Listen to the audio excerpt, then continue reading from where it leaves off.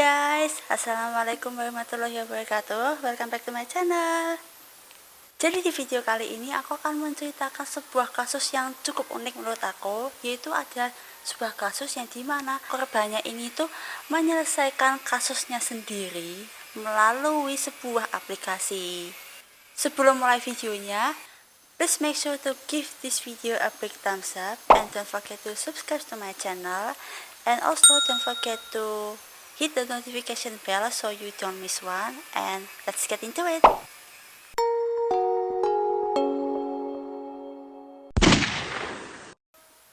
Jadi kasus kali ini tuh terjadi di Armada Village di Michigan, yaitu sebuah desa yang sangat kecil yang dimana populasinya ini tuh hanya 1.700-an orang. Jadi desa ini tuh benar-benar kecil, dimana di situ tuh semua orang tuh saling mengenal satu sama lain dan mereka merasa bahagia dan aman tinggal di situ. Gimana nggak aman, wong kasus penghilangan nyawanya aja yang terjadi di Armada Village itu terjadi di tahun 1970-an. Jadi nggak ada orang yang expect kejahatan tingkat tinggi apapun di sini. Saking amannya nih desa nih ya, di situ tuh cuma ada 2 petugas polisi full time. Cuma 2. Ya ada sih kayak beberapa polisi, mungkin sekitar 10 polisi tapi part time, jadi nggak bertugas sepanjang waktu. Nah, salah satu penduduk Armada Village yang terkenal aman ini itu adalah seorang gadis bernama April Millsap berusia 14 tahun. April Millsap lahir pada 2 Januari 2000 dan tinggal bersama ibunya Jennifer dan ayah tirinya David Lichtenfeld. Nah, April ini anak yang manis, murah hati, dan perhatian dengan semua orang yang dia kenal. Dia tuh bahkan termasuk siswi yang pintar dan berperilaku baik. Terus dia juga punya teman-teman yang baik, punya pacar juga yang namanya Austin, dan mereka ini pacaran sudah hampir 1,5 tahun. Dia ini juga menyukai kesehatan dan kebugaran, dan karir impiannya ini tuh adalah menjadi seorang dokter hewan atau sejenisnya, karena dia ini tuh seorang penyayang binatang. April itu juga sangat menyayangi anjing peliharaannya yang bernama Penny, seakan-akan seperti sahabatnya sendiri. Jadi setiap April ini tuh bangun di pagi harinya, si Penny itu mesti selalu ada di depan pintu kamarnya. Siapa tadi? April. Jadi kemana-mana tuh mereka tuh selalu berdua gitu loh. Nah, karena si April ini tuh suka sama kesehatan dan kebugaran, dia ini tuh selalu mengajak anjingnya ini tuh untuk pergi jalan-jalan ke jalan setapak yang biasanya ini tuh dibuat orang-orang jogging atau bersepeda gitu sama orang-orang. Nah, rutinitas yang sama juga dia lakukan pada 24 Juli 2014.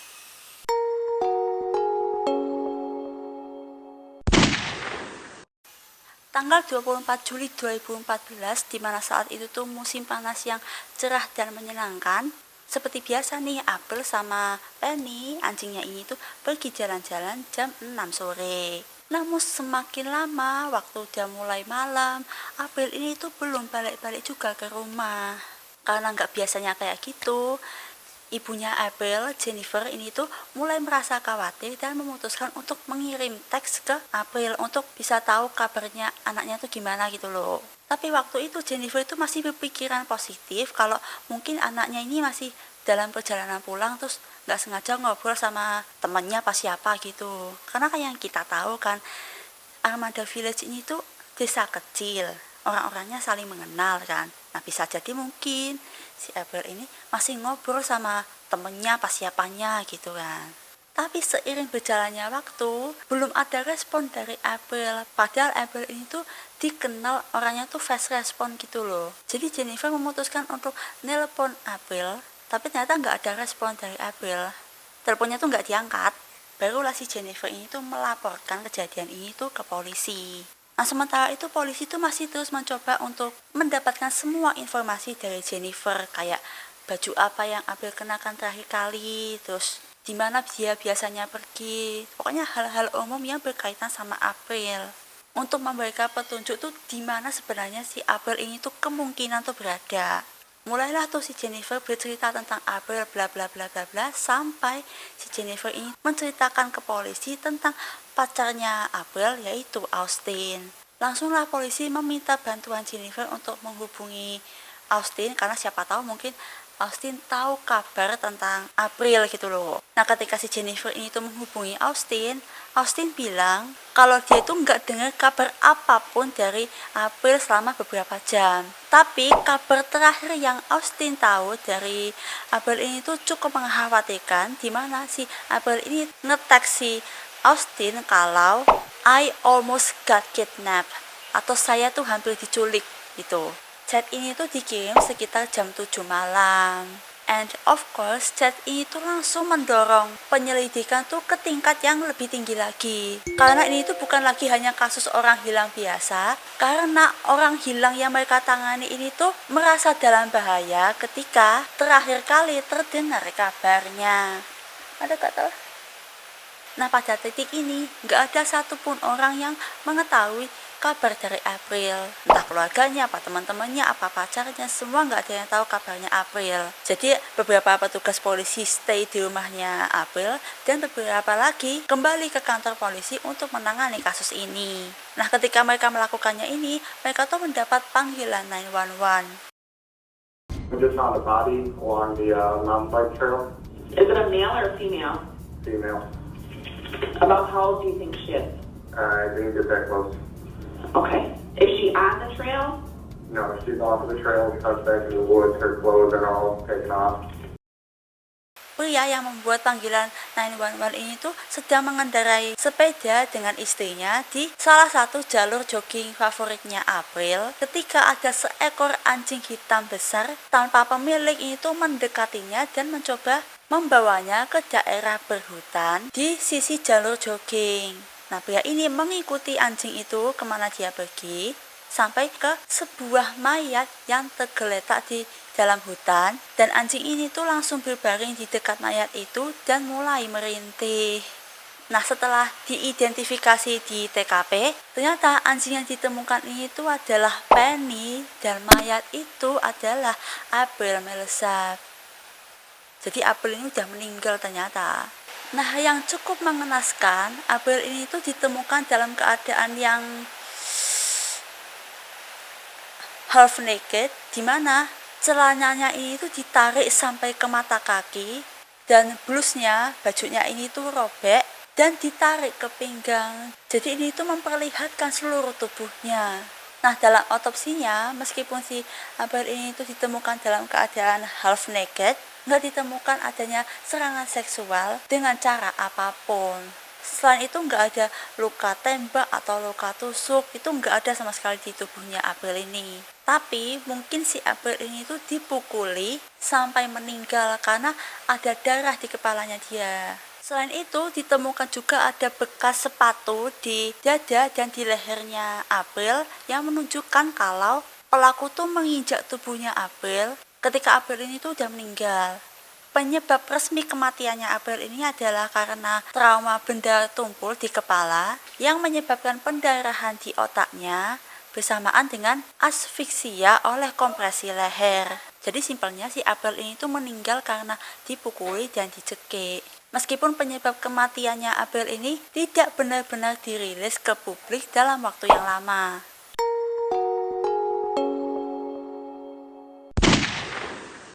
Nah setelah beritanya April ini tuh viral, masyarakat Armada Village, terutama gadis remaja ini tuh mulai pada nggak berani keluar rumah. Karena kan pelaku yang menghilangkan nyawanya April ini tuh statusnya kan masih buron, belum ketangkep. Nah karena beratnya kasus ini dan juga tenaga kepolisian yang di sana tuh sangatlah minim, mereka pun membutuhkan bantuan dan FBI pun dikerahkan untuk membantu menyelesaikan kasus ini bersama dengan beberapa polisi kota Detroit. Nah pada titik ini polisi pun membuat sketsa dekomposit pelaku penghilangan nyawanya April berdasarkan keterangan saksi-saksi. Jadi pelaku tuh digambarkan seorang laki-laki kulit putih, punya rambut keriting berwarna coklat kemerahan, tingginya juga belum diketahui tapi kemungkinan nggak terlalu tinggi dan nggak terlalu pendek. Polisi juga membuat teori atau perkiraan tentang kejadian tersebut berdasarkan bukti-bukti TKP termasuk teks yang dikirim April ke pacarnya si Austin. Jadi kemungkinan si April ini tuh berjalan di sepanjang jalur jogging ketika ada seorang pria yang lebih tua ini tuh mendekatinya dan mencoba menggoda April. Tapi April pada saat itu mungkin nggak gubris dan berusaha kabur. Nah, setelah pertemuan awal mereka ini, polisi percaya kalau April ini tuh berjalan sedikit di depan dan mengirim SMS ke pacarnya yang itu tadi, yang I almost got kidnapped itu tadi. Nah, April ini tuh terus berjalan sebentar sampai pria yang mengikutinya itu mendekatinya sekali lagi, tapi si April tetap nggak gubris pria itu. Nah, kemungkinan si pria ini tuh marah dan mulai menyerang April sampai April ini tuh meninggal. Nah, dengan teori ini polisi pun ngecek GPS HP-nya April dari chat yang dikirim ke Austin buat mastiin di mana persisnya si April ini tuh diserang. Nah, begitu udah nemu lokasi pastinya, polisi pun langsung menanyai orang-orang yang bersepeda atau berjalan di area tersebut. Dan saat itulah ada salah satu saksi yang bilang kalau dia melihat April saat itu. Jadi saksi ini tuh sangat yakin melihat seorang gadis yang dia yakini sebagai April, dan ada seorang pria yang jauh lebih tua dari April dengan sepeda motor biru. Nah, jadi polisi pun langsung memutuskan untuk meletakkan deskripsi pria sepeda motor biru itu di seluruh berita. Polisi pun langsung menanyai semua orang tentang pria dengan sepeda motor biru itu, tapi nggak ada satupun orang yang mengenali.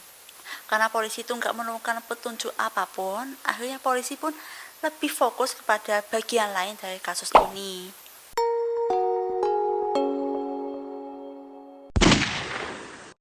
Sampai setelah beberapa minggu kemudian barulah ditemukan HP-nya April yang jaraknya itu 1 mil dari tempat April ini tuh ditemukan.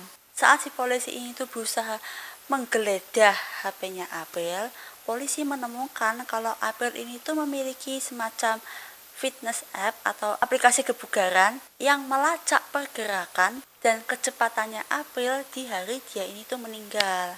Nah, baru itulah polisi langsung memiliki timeline yang tepat tentang pergerakannya April dan teleponnya. Jadi di jam 6 sore saat dia ini tuh meninggalkan rumahnya itu, dia ini tuh berjalan di kecepatan 4 mph. Nah, di jam 18.20 kecepatannya April ini tuh meningkat. Setelah si April ini tuh ngirim teks ke pacarnya yang bilang kalau dia hampir diculik, dia lebih mempercepat langkahnya lagi dan bergerak ke arah yang berlawanan. Nah, sepertinya saat itu si April ini tuh udah mau OTW pulang. Jadi dari sini tuh udah jelas kalau April ini tuh berusaha menghindari seorang pria yang berusaha mengikuti dia. Sampai akhirnya pergerakannya April ini tuh stuck atau diam. Dia nggak melangkah lebih jauh selama beberapa menit. Jadi dari sini polisi tuh berkesimpulan kalau pada saat itu April ini tuh udah diserang. Nah, setelah itu muncul lagi tuh pergerakan ke tempat di mana April ini ditemukan. Namun kali ini kecepatannya itu adalah 20 mil per jam. Dan ini tuh bukan kecepatan orang jalan pada umumnya. Nah, dipastikan kalau kecepatan ini tuh adalah kecepatan sepeda motor karena jalan setapak ini tuh terlalu kecil untuk dilalui mobil. Nah, polisi pun langsung yakin dan mencari pria dengan sepeda motor biru itu sebagai tersangka utama. Nah, langkah polisi selanjutnya adalah menempatkan petugas polisi dan agen FBI yang berbeda di setiap titik di Armada Village supaya si pelaku ini tuh nggak bisa kabur. Setiap orang pun ditanyai dengan pertanyaan yang sama, yaitu apakah mereka tuh melihat atau tahu ada orang yang punya sepeda motor biru. Sampai ada seorang saksi yang bilang kalau, ya Pak, saya tahu ada seseorang yang punya sepeda motor biru putih. Itu tuh tetangga saya, Pak. Nah, polisi dengan keterangan ini langsung tanya balik kan, siapa pun nama tetangganya gitu kan. Ternyata tetangga yang dimaksud ini itu adalah seorang ayah dan anak yang sama-sama punya nama James Van Callis. Si bapaknya ini tuh aku kasih nama James Senior. Nah, kalau si anaknya aku kasih nama James Junior ya. Biar jelasnya gampang, soalnya kan namanya sama. James Senior ini tuh berusia 66 tahun, terus si James Junior ini punya pacar namanya Crystal dan punya anak juga. Nah, setelah ditelusuri backgroundnya, ternyata sepasang bapak anak ini tuh sama-sama punya catatan kriminal. Nah, si James Junior ini tuh punya catatan kriminal yang berkaitan sama narkoba. Nah, sedangkan si James Senior ini tuh adalah seorang pelaku pelecehan seksual dengan anak-anak yang kebanyakan tuh berusia 13 tahun. Nah, begitu polisi tahu ini, mereka langsung jangan-jangan bener nih pelakunya ini nih. Karena April ini kan usianya 14 tahun. Polisi pun langsung pergi ke rumahnya keluarga Vangelis dan menggeledah rumahnya. Nah, di situ polisi itu menemukan ada tanaman ganja dalam jumlah besar di dalamnya. Langsunglah tuh polisi nangkep sepasang bapak anak ini dengan tuduhan narkoba yang sebenarnya nggak ada hubungannya sama kasusnya April dulu. Karena polisi itu nggak mau sepasang bapak anak ini tuh tahu maksud dari polisi nangkep mereka, karena takutnya mereka ini bakal menghilangkan bukti. Nah, setelah bapak anak ini ditahan, polisi pun nanya-nanya lagi kan ke tetangga-tetangga. Dan ternyata pemilik dari motor biru itu tuh adalah si James Junior. Jadi si anaknya ini. Dan kayaknya James Junior ini tuh menggunakan motor birunya itu di rentang waktu penghilangan nyawanya April dan kemudian menyingkirkan motor itu. Polisi pun langsung mencari di seluruh rumah, mulai dari kamar, garasi, taman, pokoknya di mana-mana, tapi mereka nggak menemukan tanda-tanda yang menunjukkan kalau James Junior ini tuh pernah memiliki motor biru. Tapi polisi menemukan adanya helm di situ.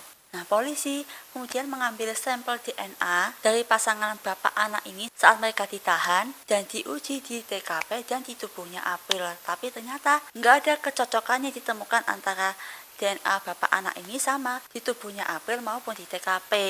Tapi polisi itu nggak menyerah karena mereka tuh sangat yakin kalau James Junior ini itu adalah pelaku penghilangan nyawanya April karena cuma dia satu-satunya orang yang punya sepeda motor biru itu. Nah, kita balik lagi ke bukti TKP. Kan di awal video tadi aku sempat singgung kalau di tubuhnya April ini tuh ditemukan jejak sepatu gitu kan.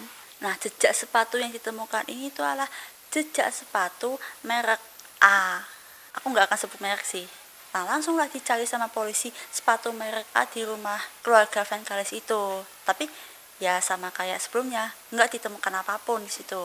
Nah, meskipun polisi ini tuh nggak menemukan sepatu merek A yang dimaksud, tapi polisi itu menemukan sesuatu yang berkaitan dengan sepatu merek A yang dimaksud.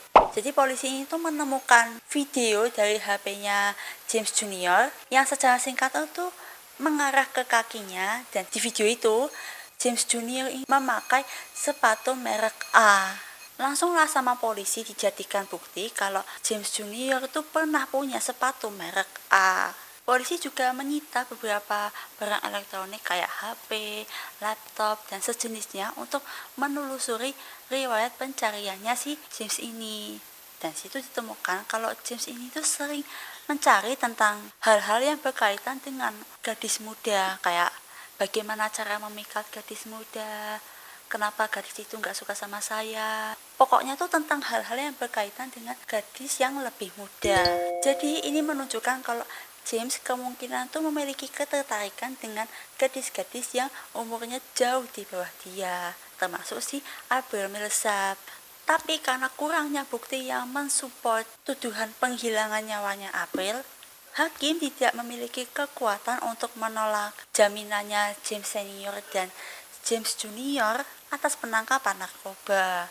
Nah, kemudian muncul satu saksi yang melawan James Junior, yaitu pacarnya sendiri, si Crystal itu.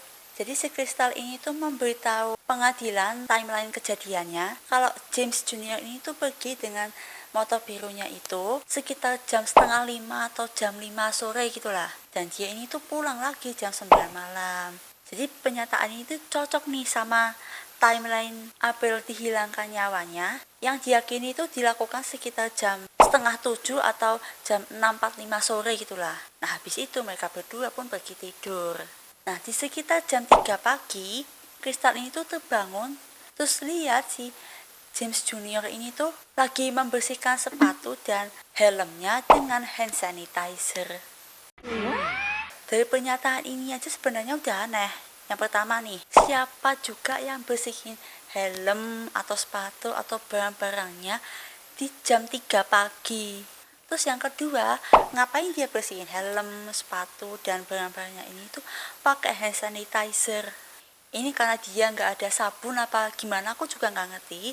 Apalagi itu tahun 2014 loh, corona belum ada, tapi dia udah punya hand sanitizer yang notabene pada saat itu tuh mungkin jarang dipunyai sama orang-orang. Jadi itu kayak ngapain pakai hand sanitizer buat ngebersihin helm, terus sepatu apa barang-barangnya itu, kalau bukan untuk menghilangkan barang bukti, Ada juga beberapa saksi yang bilang kalau mereka ini tuh melihat April dan James berada di jalur jogging saat itu. Nah, saksi yang lihat April dan James saat itu tuh posisinya si April ini tuh berjalan di depan dengan wajah gugup, sedangkan si James ini berjalan di belakangnya April dengan wajah marah.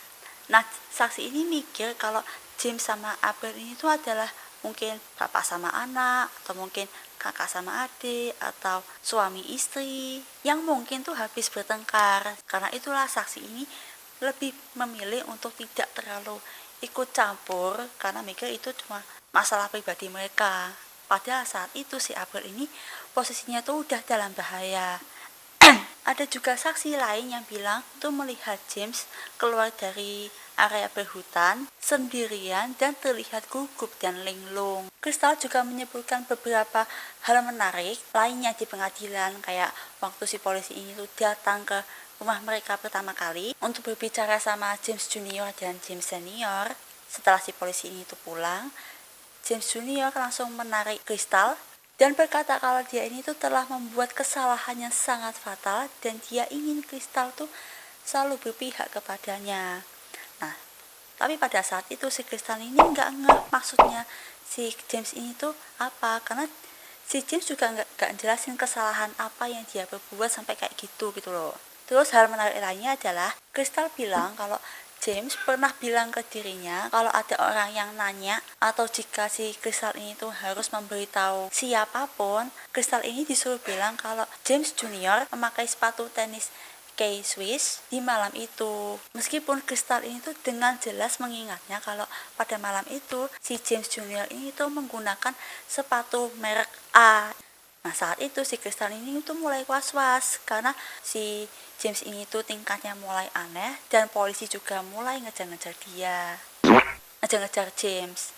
Nah, akhirnya si Crystal ini inisiatif menggeledah ransel yang biasanya itu dibawa sama James kemana-mana. Nah, di situ si Crystal ini tuh menemukan hoodie-nya James yang penuh sama lumpur dan rumput-rumput dan adanya gumpalan rambut panjang kayak rambut perempuan gitu, tapi bukan miliknya Crystal. Nah, ternyata warna rambut ini tuh cocok sama warna rambutnya April Millsap. Nah, pada akhir persidangannya di tahun 2016, jadi 2 tahun setelah kejadian itu, akhirnya diputuskan kalau James Junior ini tuh bersalah atas pembunuhan tingkat 1, penculikan, dan percobaan penyerangan seksual, dan dia dijatuhi hukuman penjara seumur hidup tanpa adanya pembebasan bersyarat. Dan di akhir sidang pengadilannya, saat si James Junior ini tuh meninggalkan ruang sidang, dengan luar biasanya si ibunya James ini tuh berteriak, "James, I love you," ketika putranya ini tuh baru saja dinyatakan bersalah atas tindakan kejinya yang dilakukan pada anak berusia 14 tahun. James, we love you. Tentu saja si James Junior dan keluarganya ini tuh, terutama ibunya nih ya, sangat mempertahankan ketidakbersalahannya James dengan bilang kalau James Junior itu sebenarnya itu dijebak sama orang lain. Beberapa argumen diantaranya itu nggak ditemukan sepatu yang dimaksud itu kan, terus nggak ditemukan motor biru, terus nggak ada satupun DNA-nya James di tubuhnya April ataupun di TKP, nggak ada sidik jari, nggak ada rambut, nggak ada sel kulit mati, sama sekali nggak ada. Terus kalau si James Junior ini tuh memang mendekati April saat itu, kenapa nggak ditemukan jejak ban motor di jalur itu gitu loh. Nah, selain itu, kalian masih ingat nggak sketsa komposit yang dibuat sama polisi buat nyelidiki kasusnya April Millsap? James Junior menggunakan ini tuh sebagai bukti untuk mengatakan kalau polisi itu salah tangkap orang karena penampilan wajah aja udah beda. Nah, kalau yang di sketsa kan prianya rambut keriting terus nggak ada kumis atau janggut. Nah, sedangkan si James Junior ini tuh kan rambutnya cepak lurus gitu kan. Terus dia juga punya kumis dan janggut. Nah, kalau ini ada argumen yang kontra nih dengan bilang kalau mungkin saja setelah tindakan kejinya itu James ini tuh mencukur rambutnya dan menumbuhkan janggut dan kumisnya supaya penampilannya ini tuh beda sama sketsa. Anyways, terlepas dari semua itu, hukumannya James Junior tetap berlanjut dan dia itu masih di penjara sampai hari ini. Ya guys, itu semua tadi adalah info yang bisa aku sampaikan tentang kasusnya April Millsap. Salah satu pembelajaran yang bisa kita dapat dari kasusnya April Millsap ini itu adalah dimanapun kalian berada, kalian tuh tetap harus hati-hati. Meskipun kalian perempuan atau laki-laki, tetap kalian tuh harus hati-hati karena di luar sana tuh orang jahat tuh berkeliaran tuh. Terutama yang perempuan, yang kalau misalkan kalian terpaksa pulang malam, usahakan tuh jangan pulang sendirian, minta tolong sama keluarga, teman yang bisa kalian percaya buat antar kalian pulang. Terus kasih juga update lokasi kalian ke keluarga kalian atau teman atau siapapun yang kalian percaya saat kalian tuh lagi di luar rumah, biar kalian tuh bisa terhindar dari situasi berbahaya. Thank you for watching, dan kalau kalian mau nonton video true crime aku lainnya, bisa kalian klik aja di playlist di sini. So I hope you guys enjoy this video and see ya. Wassalamualaikum warahmatullahi wabarakatuh.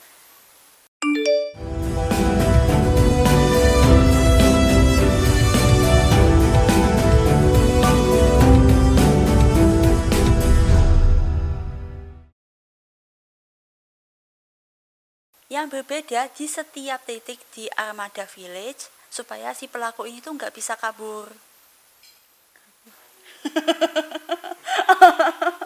Ilatku kabur.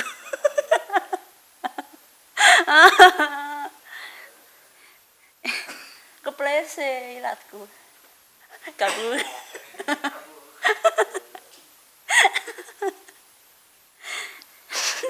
Ben lah.